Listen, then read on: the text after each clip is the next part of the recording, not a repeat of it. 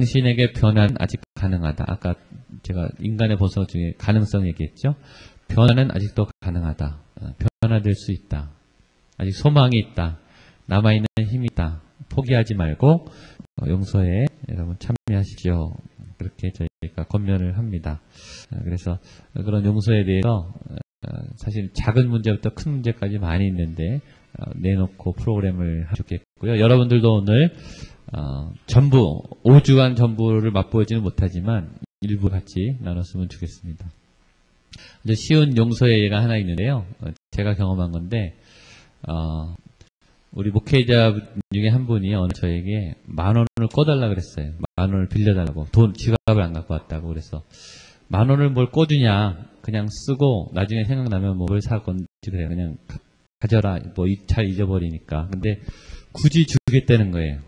10,000원을 반드시 너무 고마운데 반드시 갚겠다. 그리고 갔는데요. 지금 2년이 넘었는데 아직 안 갚아요.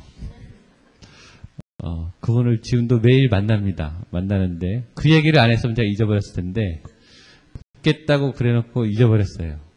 그러니까 그런 문제들이 이제 용서의 작은 부분일 수 있겠죠. 그러니까 어떤 문제에 대해서 사실은 계속 기억나요. 떠오르고.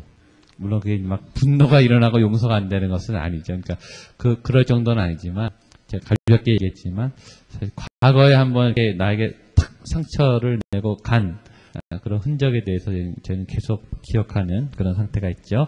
거기 2번에 보시면 용서가 필요한 현장들 이렇게 돼 있어요. 거기를 한번 같이 읽어보죠. 시작. 청소년 폭력 및 가출은 8시간마다 발생한다. 살인사건은 34분마다 발생한다. 강간사건은 6분마다 발생한다. 이혼은 4분마다 발생한다. 강도사건은 1분마다 발생한다. 폭행사건은 34초마다 발생한다. 자동차 도난사건은 27초마다 발생한다. 낙태는 20초마다 발생한다. 주거침입사건은 15초마다 발생한다. 절도사건은 5초마다 발생한다. 그래서 이거를 보고 어떤 느낌이 드세요? 제목이 이제 용서가 필요한 현장들. 우리나라 이거 말고도 더 많아요. 교통사고율. 하루에 매일 우리나라에서 교통사고로 죽는 사람이 35명이에요. 매일 평균적으로 30명씩 이상 죽습니다. 저도 어제 교통사고 크게 한번 날 뻔했는데 뭐 예고 없죠. 누가 당할지 모르지만 거의 평균적으로 35명씩 죽어요. 우리나라 부패 주식과 상당히 세계적으로 높죠. 뭐 이런 거 말고도 상당히 이런 사건들 폭행, 가출, 강간, 이혼, 뭐 자동차 사고, 낙태. 그러니까 이 지수가 우리에게 말해주는 것은 상당히 절망스러운 거죠. 그렇죠? 매일같이 이것이 몇 분마다 일어나고 있기 때문에 오늘 내가 이 피해자가 아니더라도 언제든지 내일이고 모레건 언제든지 될 수 있다는 거예요. 그렇죠? 그래서 용서의 문제는 나랑 무관한 문제가 아니라 나도 포함될 수 있는, 지금 이 문제에 내가 걸려있지 않더라도 언젠가는 연관이 될 수 있는 그런 문제들. 이런 문제가 하나라도 생기면 용서의 문제가 개입돼요. 그렇죠? 내가 용서를 해줘야 되거나 내가 용서를 받아야 되거나 내가 일부러 그런 건 아니지만 고의적으로 실수할 수도 있는 거고. 그렇죠? 내가 하지 않았지만 상대방이 나에게 피해를 입혀서 그런 관계로 들어갈 수 있는 거. 그래서 용서는 우리 모두의 문제다. 그리고 오늘 내게 있지 않았다 하더라도 언젠가 또 터질 수 있는 문제다. 그래서 용서에 대해서 우리가 준비하고 기억하고 있는 것은 상당히 필요한 것이다 라는 것이죠. 그 다음에 우리를 가해하는 가해자의 유형들, 거기 제가 좀 재밌는 표현으로 써봤어요. 첫 번째, 자아도취 스타일. 상당히 이기주의적이고 자기중심적인 사람들. 세상의 모든 것 자기 뜻대로 되기를 원하는 사람들. 자기 의지를 관철시키려고 하는 사람들. 그래서 보통 말하는 우리 뭐 황자병, 공주병 환자들, 뭐 황제병, 황태자병 뭐 이런 환자들, 자아도취 스타일이고요. 두 번째는 수다장이 비밀 누설형. 그래서 절대 말하면 안 되는데 이것을 노출시키는 특히 이제 상담 시간이라든가 이렇게 이제 워크샵 할 때 비밀 보장이 돼야 되는데 이것도 누설됐을 때 상처를 받겠죠. 세 번째는 눈치 없는 직언자형. 이것도 우리가 상담 배운 사람들이 할 수 있는 거예요. 솔직하게 말해야 되는 걸 배웠는데 너무나 솔직하게 정직하게 그냥 바로 직면해서 말해버리는 거. 이런 본인이 상처가 되죠. 뭐 당신의 얼굴이 뭐 폭탄 같습니다. 뭐 이렇게 말하면 상당히 상처받겠죠. 그러니까 솔직하다고 하는 가치를 가지고 그 사람 앞에 아주 배려하지 않고 그냥 말해버리는 거. 이걸 눈치 없는 직언자형이라고 말하는데요. 잔인한 솔직성이라고도 표현해요. 그래서 솔직하다는 건 좋은데 상대방을 배려하지 않은 솔직함, 이런 것은 상처를 줄 수 있죠. 잔인한 거 사실은. 그 다음에 썰렁한 객관주의자형.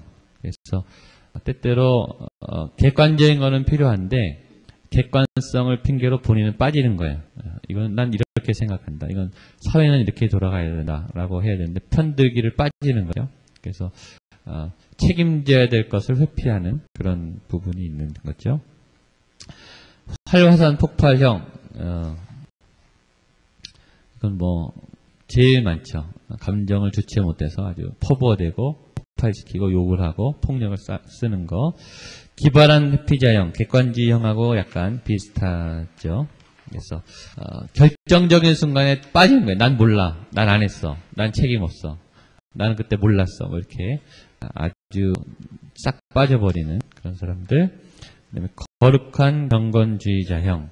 그래서 두 얼굴을 갖는 거죠. 교회에서는 그렇게 거룩하고 신앙적이고 영적인 얘기를 하면서 그러나 내면은 그렇지 않은, 겉과 속이 다른 본인 것을 핑계, 헌신의 이름으로 교회를 이용하는 그런 거룩한 경건주의자형들도 있습니다.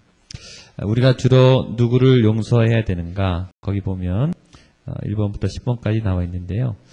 첫 번째는 부모죠. 제일 용서를 많이 해야 될 대상. 아버지 학교나 어머니 학교가 폭발적으로 인기 있는 것도 용서해야 될 아버지, 용서해야 될 어머니가 있기 때문이죠. 용서는 사랑의 문제와 관계가 있어요. 결론적으로도 말하겠지만은 사랑의 다른 이름이 용서예요. 그래서 내가 누구를 얼만큼 사랑하느냐라고 하는 것은 내가 누구를 얼만큼 용서하느냐와 관계가 있습니다. 내 사랑의 크기는 어떻게 잴 수 있느냐? 내가 얼만큼 용서해 줄 수 있느냐가 내 사랑의 사이즈예요. 용서해 줄 수 있는 분량만큼 사랑의 사이즈가 되죠. 사랑의 문제하고 용서는 긴밀히 연결되죠. 그렇죠? 또 사랑하는 사람에게 제일 상처를 많이 받습니다. 중요하기 때문에. 중요한 사람일수록 상처가 깊고 크고 아프고 오래 가죠. 그래서 사실 부모님들이 아이를 사랑하죠. 자녀들도 부모님을 사랑하는데 시간적으로 가장 오래 만나 있고 또 감정적으로 제일 밀접하게 연결되어 있기 때문에 상처가 사실은 제일 큽니다. 또 부모님들이 어쩔 수 없는, 부모님도 갖고 있는 아까 말한 죄성, 부모님에게도 죄성이 있기 때문에 부모님이 본의 아니게 상처를 많이 줘요. 일단 부모님이 가난하다, 이것 자체도 상처가 될 수 있죠. 그렇죠? 가난한 부모는 아이들에게 제대로 공급을 해주지 못하기 때문에 부모님도 아프고 아이들에게도 상처가 될 수 있죠. 때때로는 몰라서 상처를 줘요. 지식적으로 모르거나 양육상의 그런 미숙으로 상처를 줄 수도 있죠. 또 부모님이 상처가 많아서 부모님이 성숙하지 못해서 상처를 주는 경우도 많이 있죠.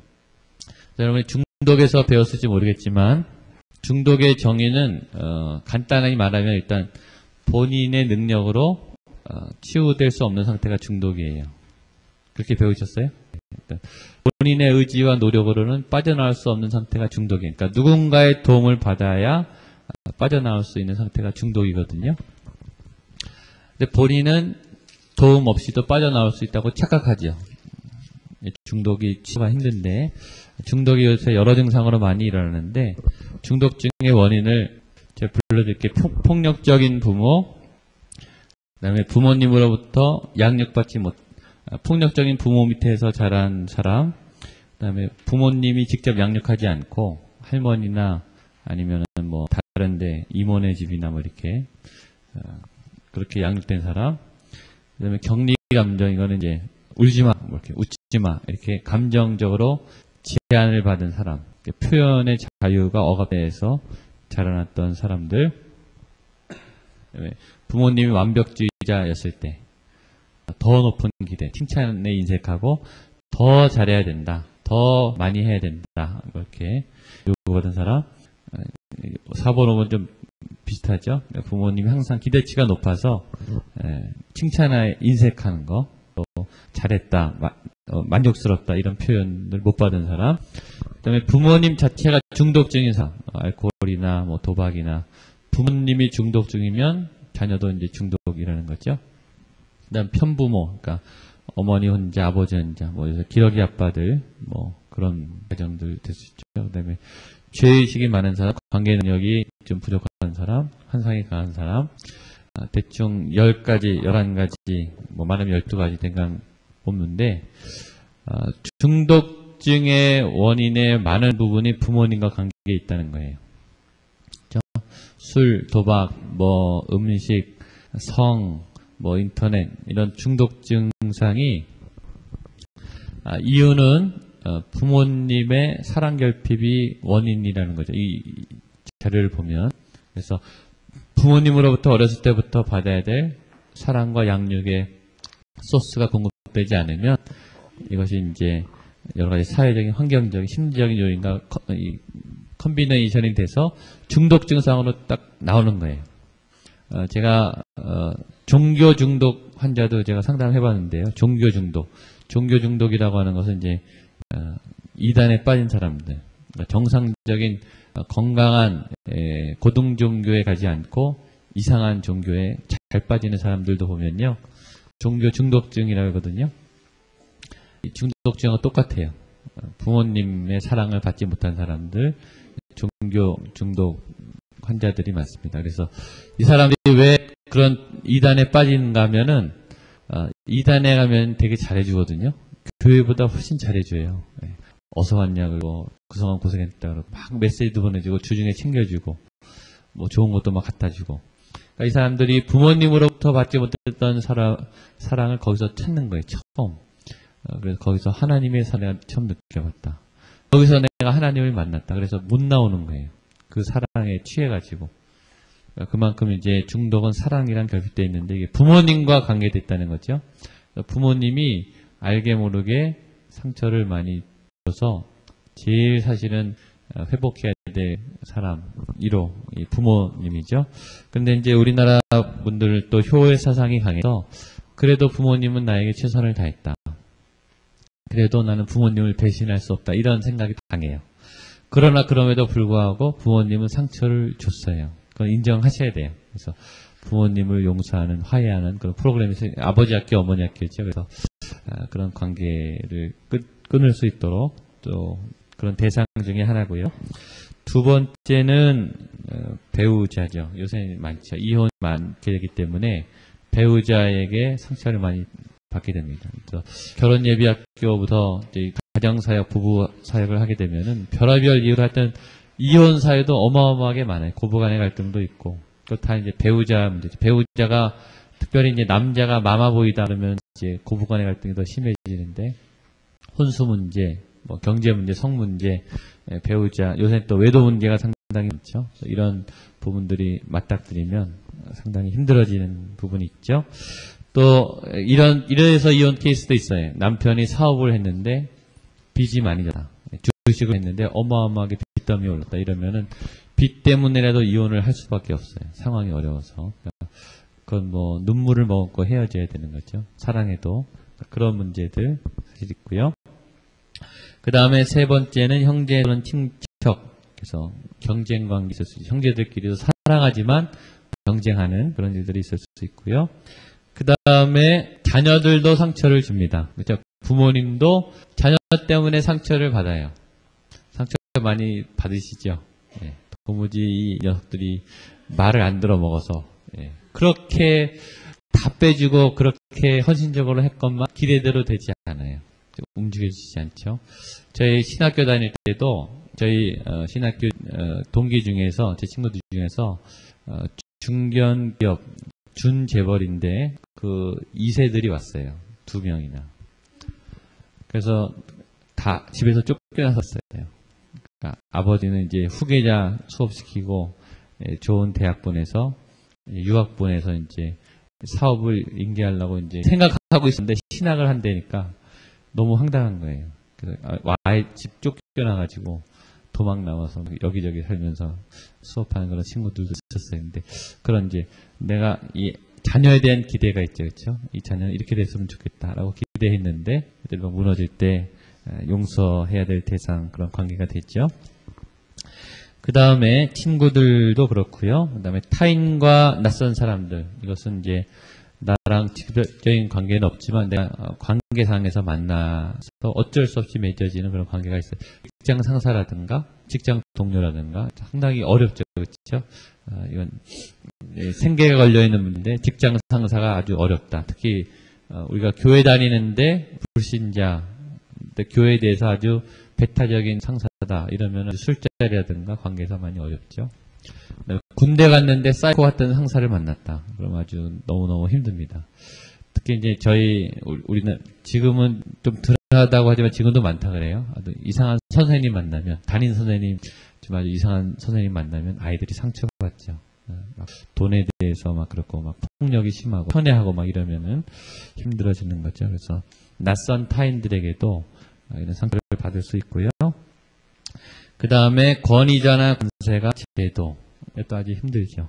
리더십이, 국가 지도자가 잘못 쓰면 온 국민이 고생하죠.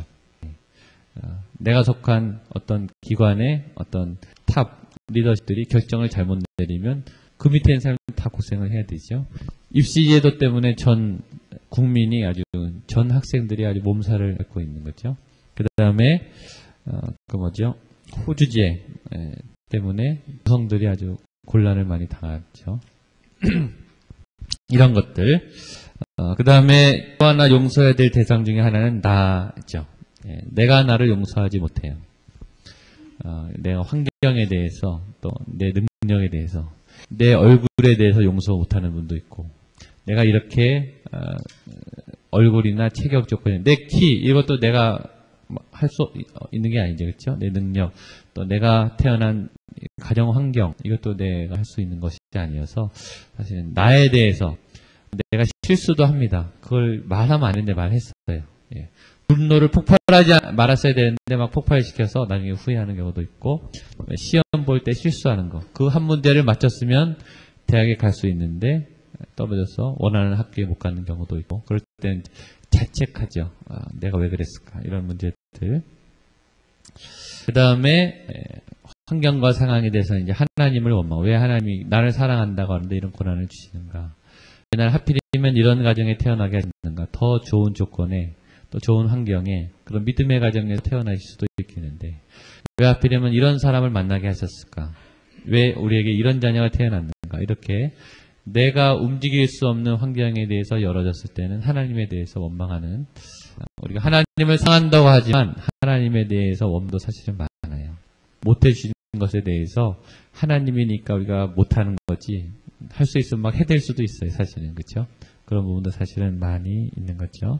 그럼 말고도 이제 기타 등등등, 또 이것 외에도 용서의 대상이 우리에게 있을 수 있습니다.